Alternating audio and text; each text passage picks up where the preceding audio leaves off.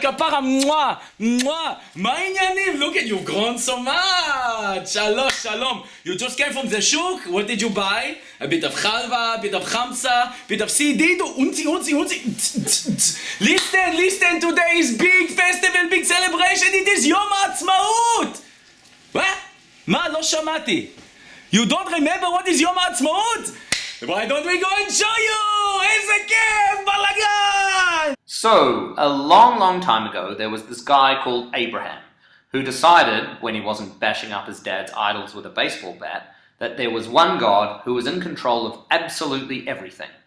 He was kind of helped out with this idea when God told him, "Hey, Abraham, if you're not busy later, leave your home behind and go off to this awesome land that I'll show you. It's got milk and honey and everything else you need, and this land will be for you and your descendants. Pretty sweet deal, no?"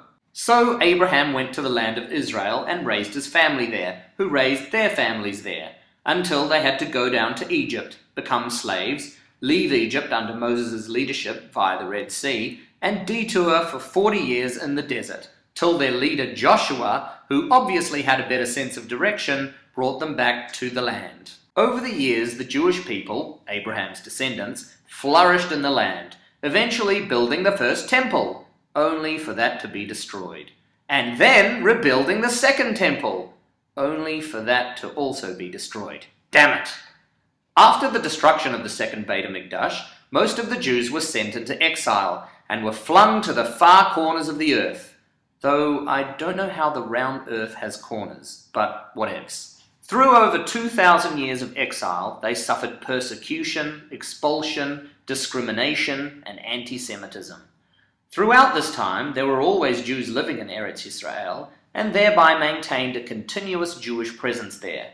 However, the majority of Jews lived in the diaspora, and these Jews prayed in the direction of the holy city of Jerusalem, where their temple once stood, and dreamed of one day returning home to Israel. In the late 1800s, a Viennese journalist, author, and part-time kickboxer, not really, but that would have made the story a bit cooler, decided that the only way for the Jews to escape anti-Semitism was to establish their own homeland in the land of Israel, then known as Palestine. That guy, sporting a wicked Ned Kelly-style beard, was none other than Theodor Herzl. He shared his vision at the First Zionist Congress in 1897, and Jews from around the world began returning to the Promised Land to rebuild and settle it. There were two slight problems with this. One, that there were Arabs in the land who didn't appreciate even more Jews coming to live among them, and two, the fact that Palestine was then under the control of the British Mandate, who didn't exactly welcome the new Jewish immigrants with open arms. Fast forward past the horrors of the Shoah, which highlighted the immediate need for a state the Jews could call their own, and we find ourselves in Palestine, 1947. Jews and Arabs are having massive goes at each other, and the Brits, much like their cricketing style in the Ashes, decided to give up and hightail it off back to London. Before they leave, they want Palestine to be divided into a Jewish and Arab state, and handball the whole thing to the UN to sort out. This was called the Partition Plan. Then the UN votes on the 29th of November 1947. Some countries say, yep, go and establish two homelands, one Jewish and one Arab, not One Direction. Australia is for the proposal. On ya, Aussies! A lot of Arab countries vote against the proposal, and some countries can't make up their minds and abstain.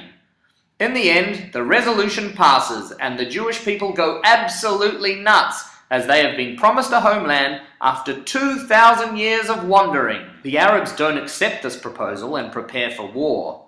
On the 14th of May 1948, the 5th of Iyar 5708, the day before the British were set to get out of the Holy Land, the Jewish leadership, headed by the Prime Minister with the most awesome hairdo in history, David Ben-Gurion, declared the establishment of the Jewish state, the State of Israel. Israel eventually fought for and won that independence, and that is why we celebrate Israel's birthday every year. So now you know why we celebrate and we're so happy. So come on down, get your tush down to the quad, and we do unzi and dance for Yom Haatzmaut.